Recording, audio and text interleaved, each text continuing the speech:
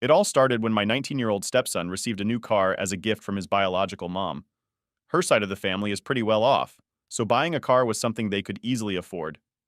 I was genuinely thrilled for my stepson because getting a car is a huge deal, and it made him really happy. But this is where things get complicated. My own son, who was also close to becoming an adult, didn't take the news so well. He felt it was incredibly unfair. He couldn't understand why his stepbrother got a brand new car from his mom, while he got nothing of the sort from his own family. He expressed his frustration by questioning why his dad would allow such a gift, hinting at favoritism and feeling left out. It's tough, because as much as parents try to keep things even, sometimes life just doesn't work out that way. Dealing with teenage emotions can be like navigating a minefield, and expecting teenagers to always be rational is asking a lot. In an attempt to find some middle ground, my son suggested that perhaps he could share the car with his stepbrother. He thought this compromise might make him feel better about the situation.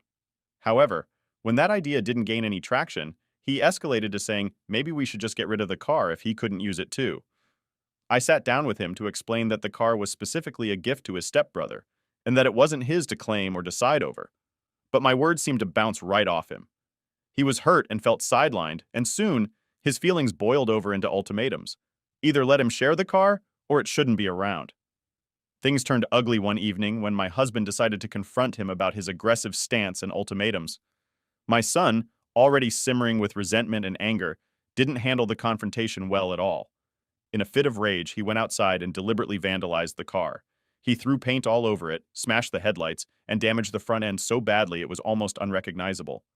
The next morning, when my stepson saw his new car ruined, he was devastated, and my husband was beyond angry. Checking the security footage confirmed our worst fears. We watched in disbelief as it captured my son in the act of wrecking the car. When my husband tried to address the issue again, hoping for some remorse, my son reacted with defiance and disrespect. He laughed off the severity of his actions and crudely dismissed his dad's concerns. Faced with the extensive damages and the need for accountability, I made a tough decision. I took all the money my son had saved up for the summer and handed it over to my husband to help cover the repairs. This decision, though necessary, caused another storm when my son found out. He erupted, accusing me of theft and betrayal, and claimed I was only trying to favor my husband over him. He even went as far as to blame the entire situation on me, arguing that if I had pushed for a family car instead of allowing his stepbrother to have one for himself, none of this would have happened. Now, he spends most of his time locked away in his room, brooding and refusing to engage with the family or even eat. This worries me a lot because he's reacted like this before, and it once led to a serious health scare where he was hospitalized for dangerously low blood pressure. It's a really tough situation. As a parent, you want to see your children happy and getting along, but sometimes things get so tangled up in feelings of jealousy and perceived injustices that it's hard to see a clear way forward. Right now, I'm just hoping we can find a way to mend the rifts and heal as a family, but I know it's going to take time and understanding from everyone involved. So am I the idiot for using my son's savings? Now for the top comments. Not the idiot. Your son needs professional help. This is beyond teen angst or hormones. At his age, he should be able to comprehend the IS stepbrother has a separate parent to whom he has no connection and who can and will provide for her son. And sometimes this includes gifts. Your son should be grateful that his stepbrother didn't involve the police. What he did is a felony in many jurisdictions, and at his age he would likely be treated as an adult. I'm not even going to lie. I stopped reading after you said your almost adult son gave you an ultimatum about someone else's property. Tuned back in to see the damage and to ask myself, what is wrong with you to think you were an idiot? It's called the consequences of his actions. I don't know how he even felt he was in a position to offer an ultimatum to begin with. Tell him to get over himself. And if he ends up in the hospital for trying to starve himself with a tantrum, he definitely needs therapy regardless if he starves himself or not. The kid has no boundaries, no remorse, and even thinks it's funny and everyone else's fault. He needs to learn that he has no entitlement to anything. He has to work for everything he gets unless someone gifts him something. Otherwise, it has to be earned. He has serious problems, and as he gets older, he's headed for a life of crime. If he doesn't get this entitlement out of his head, you are the idiot for letting things get to this place with your son. Why does he think he can make demands and call shots in the household above the parents, especially when it comes to someone else's property? Why does he think it would be appropriate for his stepbrother's bio mom to buy him a car? Why is he being allowed to sit and pout in his room? He lost his money to pay for the damage done to the car, That does not nullify his act. However, it just fixes the damage. There still needs to be consequences for his actions. Otherwise, you're just teaching him that he can buy his way out of atrocious and illegal choices, which in the real world would ruin his life. Story 2. We've been through a lot together growing up, from our first day at school to surviving all the awkward teenage years. Sarah has always been someone who stands out. She's incredibly stylish and has always had a knack for fashion. This passion for style led her to her current job as a bridal consultant and stylist in the fashion industry. You can always count on Sarah to be dressed in the latest trends, looking like she just stepped off a fashion show runway. Now, talking about Jane, my fiancée, who is 27 and a lawyer. Jane's style is more relaxed, but still chic. She prefers comfortable yet fashionable outfits that work well in her legal environment. It's fascinating to see how their careers influence their fashion choices. Sarah with her glamorous outfits, and Jane with her sophisticated, chic wardrobe. Jane and I have been together since she was 20 and I was 22. I proposed to her a year ago, and she's genuinely the kindest and most supportive partner I could ever wish for.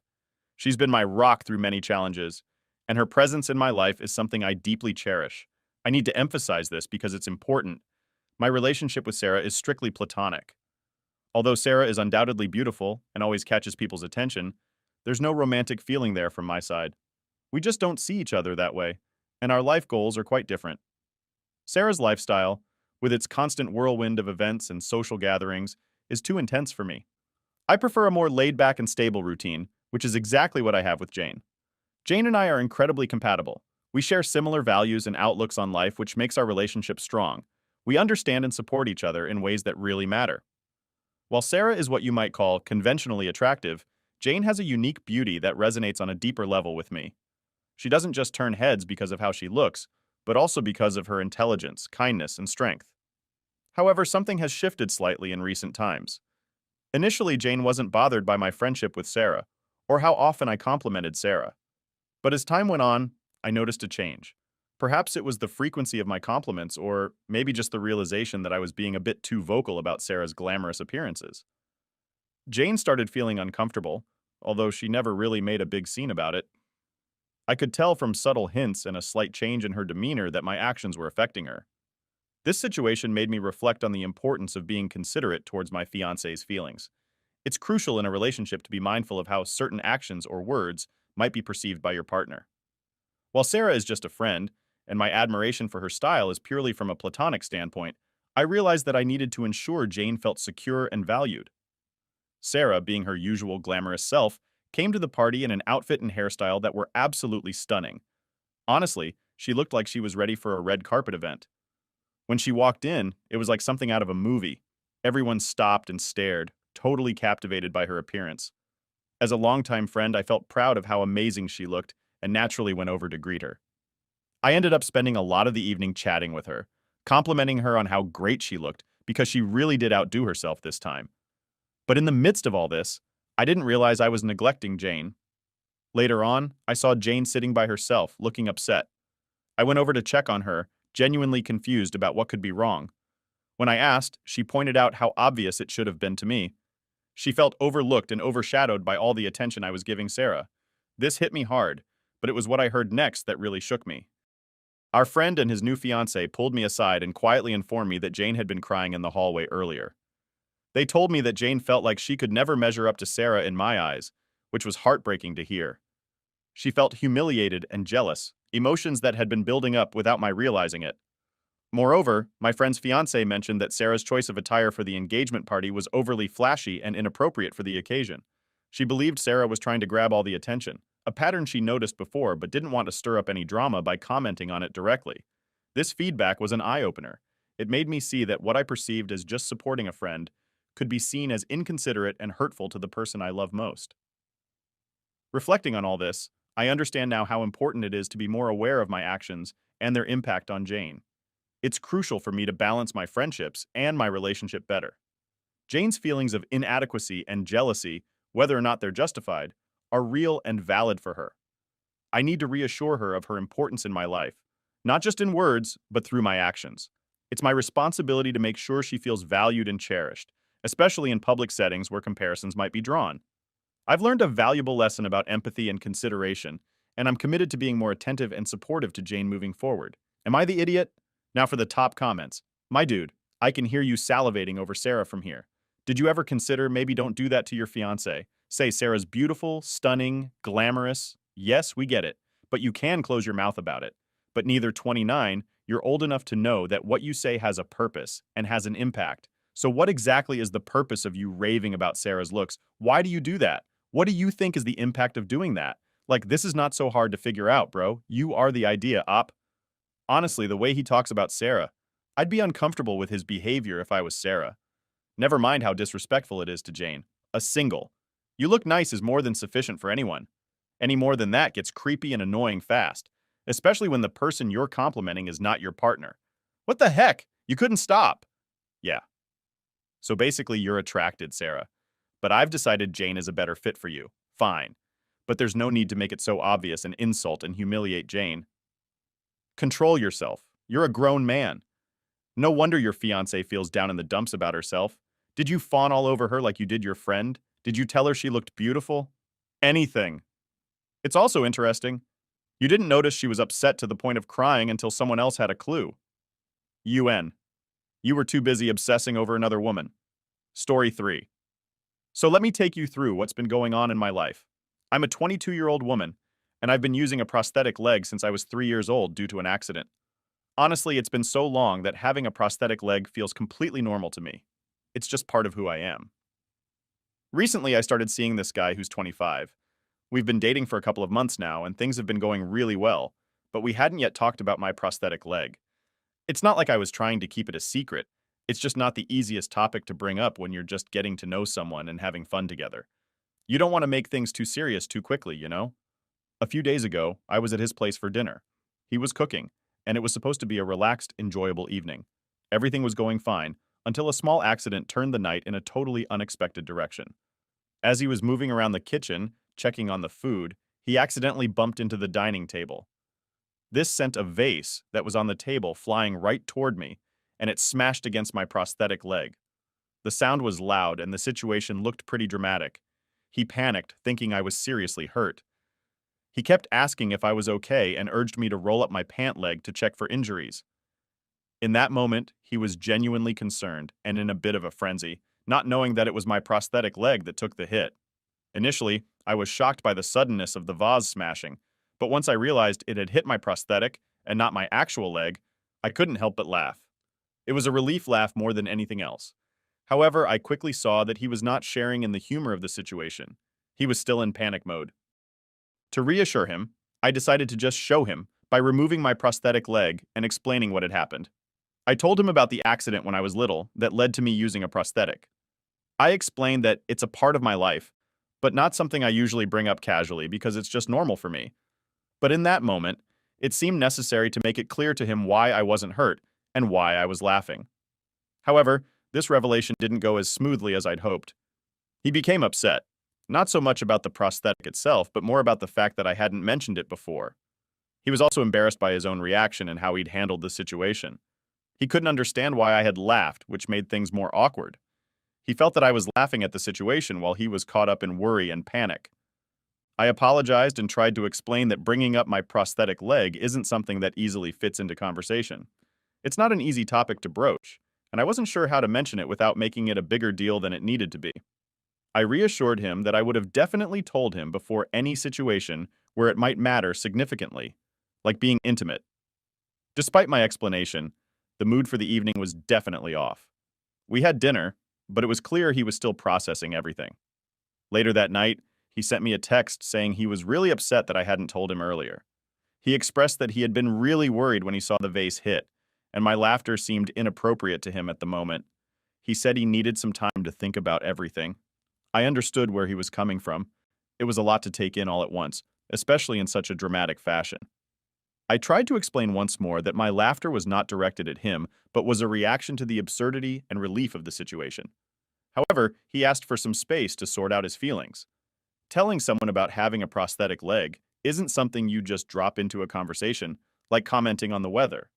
It's personal, and while it's a big part of my life, it's not something that defines my entire existence. I was planning to tell him in my own time, in a way that felt natural and not forced. But life has a funny way of making these decisions for us sometimes. Now, I'm just hoping we can move past this misunderstanding and continue to build our relationship with a deeper understanding of each other. Was I the idiot here? Now for the top comments. No idiots here. He was shocked then. More shocked. He was surprised and laughed and told him something he didn't know. People laugh at funerals. People cry at inopportune moments. Humans are complicated. Either he'll get over this should be quick, or he'll reveal himself to be a dramatic festival of self-absorption. Either way, you should know by tomorrow. And you did nothing wrong. You are the idiot. 2 months. So be the new disability has never come up. Not once in 2 months. I don't believe you. I think you've been hiding it. Sure, it's awkward to bring it up on a first day. And why should you need to? But after seeing each other a few times a week for 2 months and calling him your boyfriend and he doesn't even know you have a prosthetic leg, it's not that hard to bring up in conversation. Everyone is going to say, oh, it's fine. Why should he be upset for not knowing? That's ableist. But he's your boyfriend of 2 months, and he doesn't know you have a prosthetic leg. You're hiding it from him because you don't trust him not to leave you for it. Well, the only problem I see is you saying you didn't know how to tell him about your leg, but you were okay with just pulling it off at the moment, so there were no other opportunities. He definitely shouldn't care that you have a prosthetic leg, but his reaction and need for space are justified. Story 4. I, female 29, moved to a new neighborhood almost 2 years ago. I live alone with no partner or kids, but my mom, 80, does live with me past the year 6 to 8 months. I really like this neighborhood and haven't had any issues until now. It's a very tight-knit community. Neighborhood barbecues at least once a month. The kids all play together after school, etc. My next-door neighbors to one side have a severely disabled child. She's a young child, completely nonverbal and wheelchair-bound. They have nurses who help care for her, but I know her parents are struggling. Understandably so. Her mom had to quit her job and is a full-time carer for her and the other older child. I've gotten relatively close to them, the parents and their lovely neighbors. Their older child is respectful and, honestly, one of the sweetest children in the neighborhood. For my mom, I bought a minivan and had it customized to have a ramp and wheelchair tie-down so that I can easily transport her and her mobility equipment. Usually an EKG or wheelchair when she's staying with me the other 4 or 6 months of the year, when my mom spends time with her sister and friends in our home country. The car sits unused primarily, unless I have a reason to move bigger things that won't fit in my daily driver. I noticed that the neighbors didn't have a car suitable for transporting their daughter without taking around the wheelchair and fighting to keep all her tubes and wires in place. So I offered them my minivan if I wasn't using it to transport my mom. We've had an agreement in place that has worked well for us for almost 18 months, but now they've asked if they can use the car to go on a road trip. The road trip is scheduled to last just over 2 weeks. The main reason for the trip is to take the kids to Disney World for the first time. My problem is that my mom is supposed to arrive a couple of days after they would leave. I asked if they could delay the trip by just a few days so I could at least her from the airport with minimal stress. They are adamant they leave on the dates they want to. I said no. I need to be able to comfortably get my mom from the airport and after a 12-hour flight. I want her to be comfortable and not have to worry about getting in and out of the car. They call me selfish, and I've been ousted by the rest of the community. I wasn't invited to the last barbecue, and no one says hi or waves back at me on the street anymore. The neighbor kids who come by to see my dogs and run around the yard haven't been by in almost 2 weeks. I tried to text the neighbors, but my takes went undelivered, so I think they blocked me. I feel like I'm living in a hostile environment now, and it's so uncomfortable. Should I just cave and let them take my car? Now for the top comments. Not the idiot and don't cave. Unfortunately, Up is your friendly neighborhood. It's actually made up of a group of false friends. You didn't ask for anything unreasonable, but they wouldn't adjust for you, even though you were incredibly generous with them. This neighborhood has turned toxic, and if it's possible, I suggest you find a community of more honest people. Also, who the heck bases their vacation around someone else's car? The audacity to call Opus selfish after a year and a half of letting me use a van just to be nice, let alone trying to find a compromise. That's outrageous. You're a good person, Opie. Don't let the idiots win. I also wouldn't be surprised if they change some of the stories to make themselves look better. I tell all the neighbors your side of the story, whether you move or not. This is a whole other level of ridiculous, choosy bagger behavior. I'm sorry that your neighborhood has turned on you. I think you should rescind all offers to use the van, period, because their behavior is disgusting. Also, if they can afford a road trip to Disney World for 2 weeks, then I kind of doubt there was hard office. They've represented themselves. Hope. I think these neighbors have taken advantage of your generous nature. A 2-week trip to Disney World for 4 people will cost several grand, and that's if they pack their own food and stay in properties far from the resort, instead of saving that money to buy a van of their own. They think they should be able to blow on vacation and demand you provide their transportation for free. Why should they ever buy a vehicle of their own if they can bully you into providing a free ride? Story 5.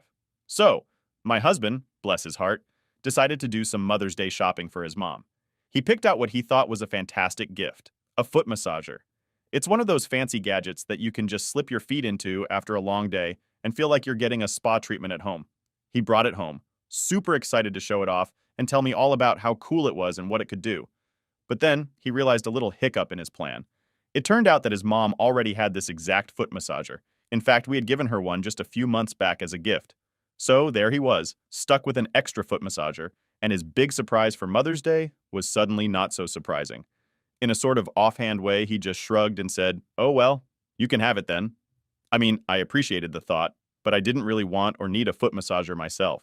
Still, to keep things simple and polite, I thanked him but suggested that maybe we could return it to the store instead. That way, if he wanted, he could pick out something else, maybe something I'd actually like or need. He seemed to agree with that idea, and I thought we'd sorted it all out neatly. However, Mother's Day rolls around and my husband comes up to me, gift in hand, looking pleased as punch. He hands me this beautifully wrapped package, and I'm sitting there thinking, oh, how sweet. Maybe he found something special after all. I opened the gift, all excited, and there it was. The foot massager, the same one he bought for his mom, now repackaged and given to me. Inside, I couldn't help but feel a bit let down. It wasn't just about not wanting a foot massager. It was the thought that this gift wasn't really for me in the first place. It was a leftover, a plan B because the original idea didn't work out. I was expecting something that showed he thought about me, specifically, and this just didn't feel like that. Feeling a bit upset and confused, I called one of my best friends to talk it out. I needed to vent and get another perspective. I explained the whole situation, how the gift was originally for his mom, how he just handed it off to me once that fell through, and how it made me feel like an afterthought. But to my surprise, my friend didn't really get where I was coming from. She told me I should just be grateful that he got me anything at all, which really wasn't the response I was hoping for. So I decided to bring it up with my husband. I tried to be gentle about it because I knew his intentions weren't bad. But I needed him to understand that the way the gift was handled made me feel like I wasn't a priority. I told him that it didn't feel like he got me a gift. It felt like he just recycled something meant for someone else because it was convenient. When I shared this conversation with my friend, hoping for some backup or at least a bit of sympathy, she called me an idiot for making a big deal out of it. She thought I was overreacting and should just drop the issue. The whole thing left me feeling pretty lonely in my feelings. It's not that the gift itself was a big deal, but it's about feeling valued and seen by the people you love. It's like if you were invited to a party and found out you were only invited because someone else canceled. Sure, you might still have fun at the party, but knowing you weren't originally wanted there can sting. In the end, this wasn't just about a foot massager. It was about wanting to feel that my husband was thinking about me, understanding what makes me happy, and choosing a gift with that in mind. It's about the thought behind the gift, which is really what makes any present special. The situation made me realize the importance of communication and making sure both people in a relationship feel heard and appreciated, even in something as seemingly small as choosing a gift. Now for the top comments. Not the idiot. Father's Day is coming up. Wrap it up. You told him before you didn't want that gift before it was even your gift. So it's not like he gave it to you brand new. And you said, I don't want this. He already knew that, but didn't want to return the gift for something else. You even thanked him anyways, so I can totally understand why you feel disappointed. It takes real balls to give someone a gift they told you they didn't want. I'm sad for your friend, but her standards for relationships are so low, she thinks you should gladly accept crumbs. You should continue to expect what you deserve, which is people in your life who treat you with thoughtfulness, kindness, and respect, both from your friends and your partner. Personally, I don't think husbands need to get their wives gifts for Mother's Day. Helping the kids get one or make one is what they should do. But don't pretend you're giving a gift just because you're too lazy to return something.